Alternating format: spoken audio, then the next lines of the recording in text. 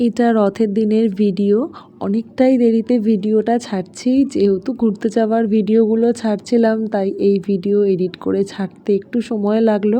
সেদিন তো আমরা রথতলার রথ দেখতে বেরিয়েছিলাম, আর এখানে আর একটা রথ দেখতে পেয়েছি। এখান থেকে একটু দাঁড়িয়ে প্রসাদ নিয়ে নিয়েছিলাম।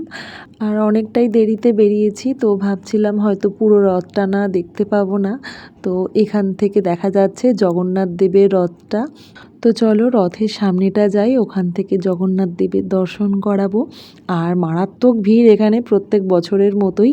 আর এবারে দেখলাম রাস্তার দুই পাশে এরকম প্রচুর গাছের দোকান বসেছে। এখানে ইনডোর প্লান্ট, তারপর ফুল গাছের দোকানও ছিল। আর এই যে ফুটপাতের মধ্যেও অনেক গাছের দোকান ছিল। আমি যেহেতু গালিব স্ট্রিট থেকে কিনি, তাই আর এখানে গাছের দরদাম করিনি। এই যে জগন্নাথ দেবকে দর্শন করিয়ে দিলাম তোমাদেরকে। আর এরপর দেখতে যাব সুভদ্রা দেবীর রথ।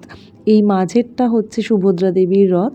এটা আমরা এখন পিছন থেকে দেখছি। আর এই যে দেখো সামনে থেকে সুভদ্রা দেবীকে দর্শন করিয়ে দিলাম। এরপর আমরা এখানে এসে একটু ভুট্টা খেয়েছিলাম। যদিও সত্যি বলতে দাঁড়িয়ে খাবার অবস্থা নেই, কারণ এতটাই এখানে ভিড়, কিছুক্ষণ দাঁড়িয়ে যে খাবো সেই অবস্থা এখানে ছিল না। আর এটা হচ্ছে বলভদ্রের রথ। এই যে সামনে থেকে তোমাদের দর্শন করিয়ে দিলাম। আর এই রথটা কোনো কারণের জন্য হয়তো বুলডোজার দিয়ে টানার ব্যবস্থা করা হচ্ছিল। যাই হোক, শুধু মাথা দেখো গিজগিজ করছে মাথায়, মানে এতটাই ভিড়।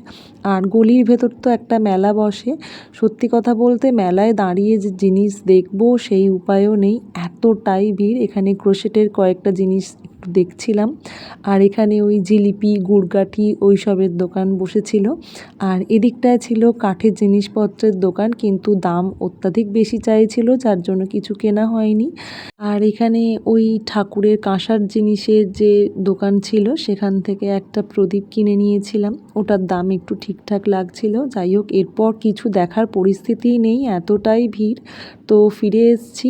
আর তোমাদের এই রথের ভিডিওটা কেমন লাগলো জানিও। ভালো লাগলে একটা লাইক করে দিও। আর তোমাদের সবার রথের দিনটা কেমন কাটলো জানিও। টাটা।